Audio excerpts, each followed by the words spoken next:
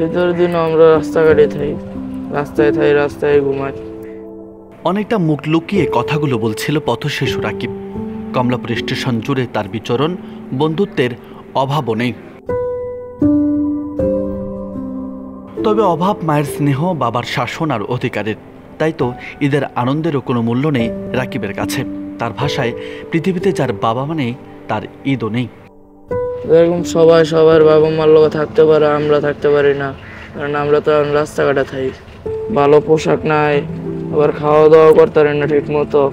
আবার পোশাক ছাড়া যদি মসজিদে নামাজ পড়বার যায়, তাও মানুষে চোরের অপবাদ দেওয়া ভাগায়া দেয়। জাগর মা বাবা না, তাগর আবার কিসের ঈদ।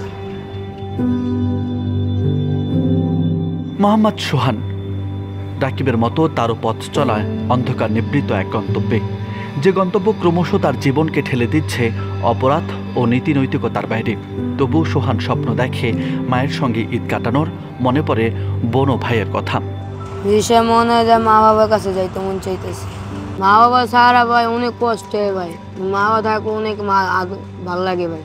আর মা বাবা 10 মাস 10 দিন ধর্ম দিছে, মা বাবা সারা থাকলে অনেক কষ্ট হয় ভাই। যেদিন বাসায় ছিলাম ছোটকালে, ঈদ আয় তো নানা নানি আবার গরু কিনে আনতো টাকা দিয়া, এই গরু জবাই দিত। রথ তো আমার মুখে মাহাই দিছিল ছোটকালে। এখন ছোটকালেতে কেমনে কেমনে জানি আমি হারাই গেছিলাম, এই কষ্ট ভাই। রাকিব ও সোহানের মতো অন্তত 1.5 শতাধিক পথশিশু ঘুরে বেড়ায় কমলাপুরে। প্রত্যেকেই স্বপ্ন দেখে ঈদের নামাজ পড়ার, তবে মসজিদের দরজায় সেই স্বপ্ন থমকে যায়। বিভিন্ন সংস্থা ও গবেষণার হিসেব বলছে বাংলাদেশে 34 লাখ পথশিশু রয়েছে। এসব পথশিশুর প্রত্যেকের ঈদ আনন্দ বলতে কিছু নেই। সরকারি বা বেসরকারি উদ্যোগেও এসব শিশুর জন্য বিশেষ দিনের কোনো আয়োজন থাকে না। ফলে ঈদ কি তা বুঝেও আসে না অনেকের।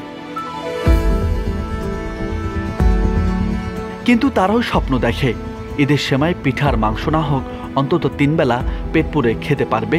স্বপ্ন দেখে মায়ের কোলে মাথা রেখে ঘুমানোর, বাবার থেকে সালামি নিয়ে হৈ হুল্লোড় করে ছুটে চলার। তবে যুগ বদলায়, সময় চলে যায়, কিন্তু ভাগ্যের কোনো পরিবর্তন হয় না এসব পথশিশুর। রাজু আহমেদ, বার্তা 24।